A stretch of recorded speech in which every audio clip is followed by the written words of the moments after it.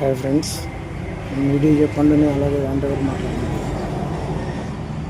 అందరూ కూడా మనకి కిరాయిలు అడుగుతుంటే ఎంతెందుకు అంటారు. మనకి ఈ బళ్ళు పెట్టుబడులు వచ్చినప్పుడు చూస్తే దానికి ఎంత ఖర్చు అవుతుంది అనేది తెలుస్తుంది ఫ్రెండ్స్. చూసారా, చిన్న ప్లాట్ఫారం పోయినందుకు మొత్తం ఎలా కూడా తీసారో మొత్తం. మొన్నటిదాకా ఇది మన కోసం కష్టపడిన బండినాన్ని కొద్దిగా చాలా బాధగా ఉంది నా మనసులో. కానీ తప్పదు, ఆరోగ్యం పాడైపోతే మనం ఎలాగ బాగా చెప్పుకుంటామో మన ఆరోగ్యాన్ని, అలాగే మన బండిని కూడా అలాగే హాస్పిటల్ తీసుకెళ్ళి ఆరోగ్యాన్ని చెక్ చేసిన అనిపిస్తుంది. ఇది ఫ్రంట్ పార్ట్ చూస్తున్నారుగా.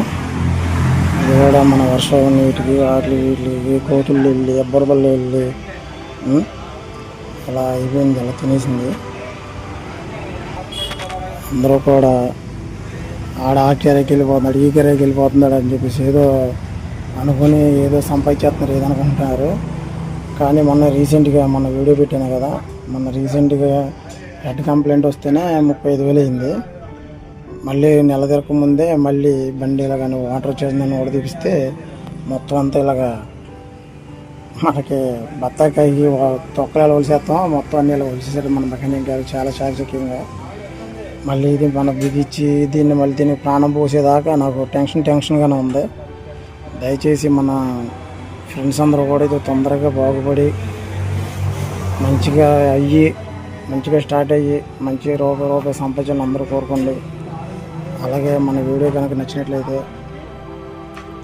ఒక లైక్ కొట్టి, మీకు కూడా ఇలాంటి బళ్ళు ఎవరైనా ఇబ్బంది పెట్టుంటే వాళ్ళు కూడా కామెంట్ రూపంలో తెలియజేయండి. అలాగే మన ఛానల్ సబ్స్క్రైబ్ చేసుకోండి ఫ్రెండ్స్. బాయ్. చూడండి ఫ్రెండ్స్, మన పరిస్థితి ఇలా ఉంది. వీటికి ఎంత అడుగుతారో ఏంటో కూడా ఇంకా తెలియదు. ముందు బండి పెట్టేయమన్నారు అన్నయ్య, చేద్దామని. కొంచెం ఇలాగ అయిపోయింది.